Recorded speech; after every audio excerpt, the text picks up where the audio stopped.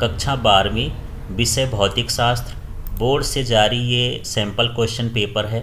इसके 1 अंक के प्रश्नों के आज उत्तर हम समझेंगे। तो इस तरह से पेपर आएगा। इसमें 20 क्वेश्चन रहेंगे और ये 3 घंटे का होगा और ये 70 नंबर का होगा।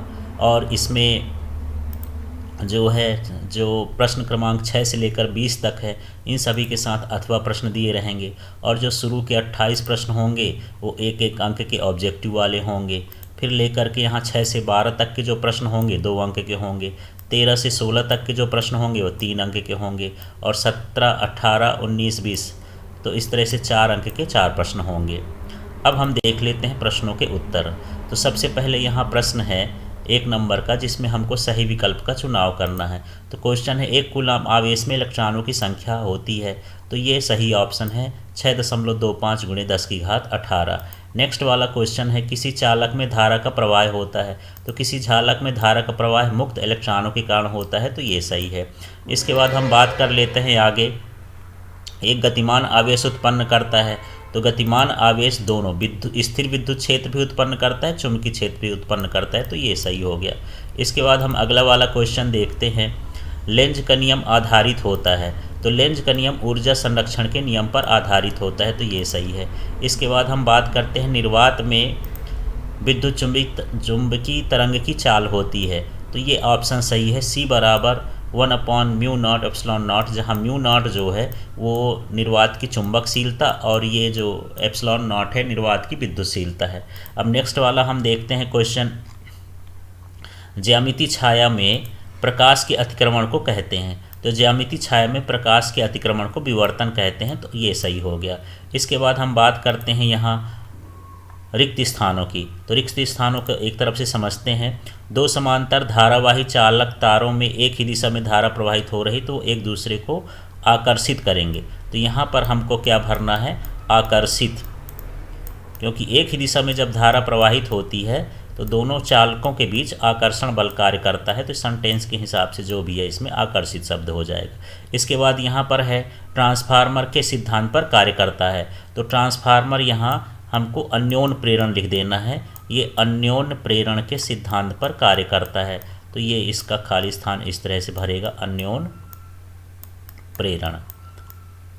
फिर इसके बाद इसका अगला क्वेश्चन देख लेते हैं। इसमें 0 केल्विन पर अर्धचालक भांति व्यवहार करता है। तो 0 केल्विन ताप पर अर्धचालक जो होता है वो कुचालक की भांति व्यवहार करता है। तो यहाँ पर हम भरेंगे कुचालक। अब इसके बाद अगला देख लेते हैं, फोटान का विराम द्रव्यमान खाली स्थान होता है। तो ये फोटान का विराम द्रव्यमान 0 होता है। तो यहाँ पर हम ये 0 भर देंगे खाली स्थान में। फिर आगे देखते हैं, दिष्ट धारा के लिए प्रेरण प्रतिघात होता है। तो प्रेरण प्रतिघात दिष्ट धारा के लिए 0 होता है। ये हमको यहाँ पर भरना है। इसका कारण ये है कि प्रेरण प्रतिघात XL बराबर होता है ω/L और दिष्ट धारा के लिए ओमेगा का मान 0 होता है, इसलिए इसका भी मान क्या हो जाएगा, 0 हो जाएगा। अब प्रकाश के खाली स्थान के लिए अवरोध का आकार को प्रकाश के तरंग दैर्ध्य की कोटि का होना चाहिए। तो यहाँ पर ये व्यतिकरण है। व्यतिकरण की ये शर्त है कि जो अवरोध का आकार है,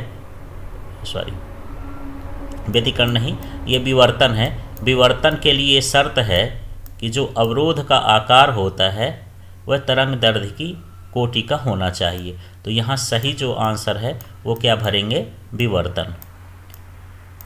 ये विवर्तन की शर्त होती है कि अवरोध का आकार प्रकाश की तरंग दैर्ध्य की कोटि का होना चाहिए। अब नेक्स्ट वाला क्वेश्चन देख लेते हैं आगे। सत्य सत्य लिखने के लिए है, सत्य सत्य देख लेते हैं। हाइड्रोजन परमाणु की आयनन ऊर्जा 13.6 इलेक्ट्रॉन वोल्ट होती है। ये सत्य हो गया। तो यहाँ पर सत्य लिख देंगे। जब इलेक्ट्रॉन अपनी उच्च ऊर्जा अवस्था से निम्न ऊर्जा अवस्था में गिरता है तो इस प्रक्रिया में एक फोटान का उत्सर्जन होता है। ये भी सत्य है। जो बोर का परमाणु मॉडल है उसमें तृतीय प्रतिबंध या ऊर्जा का प्रतिबंध यही कहता है कि जब इलेक्ट्रॉन उच्च ऊर्जा से निम्न ऊर्जा में संक्रमण करता है या गिरता है तो फोटान का उत्सर्जन करता है। तो ये भी सत्य हो गया। हाइड्रोजन बम की क्रियाविधि नाभिकीय विखंडन पर आधारित है। ये असत्य है। यहाँ पर ये विखंडन लिखा है, विखंडन पर आधारित नहीं होता, संलयन पर आधारित होता है। फिर प्रकाशिक तंतु व्यतिकरण के सिद्धांत पर कार्य करता है। तो यहाँ पर ये व्यतिकरण जो है ये गलत है, क्योंकि प्रकाशिक तंतु जो है पूर्ण आंतरिक परावर्तन के सिद्धांत पर कार्य करता है। तो ये वाला भी ऑप्शन ये गलत हो गया।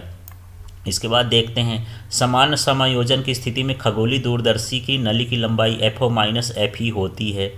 तो ये ऑप्शन भी गलत है, यहाँ FO माइनस FE नहीं प्लस में होता है, तो कहना चाहिए ये भी क्या हो गया, असत्य हो गया। इस तरह से हमको सत्य सत्य इनको छांट करके लिख देना है। अगला हम देख लेते हैं सही जोड़ियाँ बनाइए। तो सही जोड़ियों के लिए देख लेते हैं रेडियो तरंगें। तो रेडियो तरंगों का जो खोज करता है वो मार्कोनी है, तो यहाँ मार्कोनी हो गया। इसके बाद परावैगनी, परावैगनी को खोजने वाला रिटर है, तो ये रिटर सही हो गया।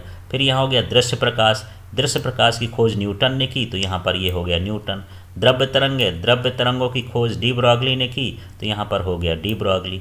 फिर प्रकाश विद्युत प्रभाव समीकरण है, ये प्रकाश विद्युत समीकरण प्रभाव आइंस्टीन ने खोजा, तो यहाँ आइंस्टीन हो गया। अब यहाँ इलेक्ट्रॉन की खोज है, तो इलेक्ट्रॉन की खोज ये जे थॉमसन ने की। तो इस तरह से जोड़ी मिलाना है, एक बार अच्छे से देख लीजिएगा इसको। अब आगे का देख लेते हैं एक शब्द के उत्तर। तो एक शब्द के उत्तर में पृथ्वी का विद्युत विभव कितना होता है। तो पृथ्वी का जो मानक विद्युत विभव, सिंपल विद्युत विभव भी लिखा है, तो इसका पृथ्वी का जो विभव होता है वो होता है 0। तो इसमें ऑप्शन पूरा सेंटेंस लगा के लिख सकते हैं, पृथ्वी का विद्युत विभव 0 होता है। फिर 12 नंबर का क्वेश्चन है अनुगमन वेग का मान SI पद्धति में किस कोटि का होता है। तो जो अनुगमन वेग का मान होता है वो 10⁻³ मीटर प्रति सेकंड का होता है, ये इसकी कोटि है। और इसका मान जो है 10⁻⁵ मीटर प्रति सेकंड तक होता है, ऐसा। तो मतलब इसका न्यूनतम मान इतना है 10⁻³ और अधिकतम मान इतना है 10⁻⁵ मीटर प्रति सेकंड माइनस में होता है। फिर अगला क्वेश्चन है कार्यफलन और देहली आवृत्ति में संबंध लिखिए। तो कार्यफलन और देहली आवृत्ति का संबंध ऐसा होता है फाई बराबर H और यहाँ पर न्यू नॉट। फिर इतना लिखने के बाद, संबंध लिखने के बाद यहाँ जहाँ करके भी बताना है कि जहाँ फाई कार्यफलन है, H प्लांक नियतांक है और जो न्यू नॉट है ये देहली आवृत्ति है। इसके बाद जो अगला क्वेश्चन है किसी सेल का विद्युत वाहक बल उसकी टर्मिनल वोल्टता से क्यों अधिक होता है। तो इसकी बात करते हैं। तो किसी सेल का जो विद्युत वाहक बल होता है वो एक खुले परिपथ का होता है, तो यह खुले परिपथ में सेल से धारा नहीं लेता, जबकि टर्मिनल वोल्टता बंद परिपथ का होता है और यह सेल से धारा लेता है, इसलिए टर्मिनल वोल्टता का मान कम होता है और विद्युत वाहक बल का मान अधिक होता है। तो दोबारा से इसको मैं बोल देता हूँ, इसको लिखना कैसे है। विद्युत वाहक बल खुले परिपथ का होता है और यह सेल से धारा नहीं लेता, जिसके कारण इसका मान अधिक होता है, जबकि टर्मिनल वोल्टता बंद परिपथ का होता है और यह सेल से कुछ धारा लेता है, जिससे इसका मान विद्युत वाहक की तुलना में कम होता है। अब ये ई नंबर का क्वेश्चन देखते हैं। धारामापी में चुंबक के ध्रुव अवतल एवं बेलनाकार क्यों बनाए जाते हैं। तो इसके चुंबक के ध्रुव अवतल और बेलनाकार इसलिए बनाए जाते हैं ताकि बल आघूर्ण का मान बढ़ जाए और एक समान चुंबकीय क्षेत्र उत्पन्न हो। तो यहाँ दो चीज़ें आपको समझना है कि यदि हम ध्रुव को अवतल बनाएंगे तो जो कुंडली का तल है और चुंबकीय क्षेत्र हैं वो परस्पर क्या हो जाएंगे, समांतर, और समांतर होने से बल आघूर्ण का मान अधिक हो जाएगा और एक समान चुंबकीय क्षेत्र प्राप्त होगा। तो यदि हमको कम लिखना है इसमें, क्योंकि एक वाक्य का उत्तर है, तो सिर्फ इतना लिख देना है बल आघूर्ण का मान बढ़ाने के लिए और चुंबकीय क्षेत्र एक समान करने के लिए। तो यहाँ पर लिख सकते हैं एक समान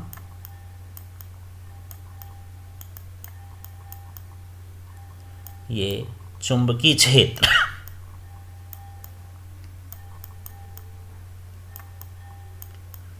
चुंबकीय क्षेत्र उत्पन्न करने में और एवं बल आघूर्ण बढ़ाने के लिए।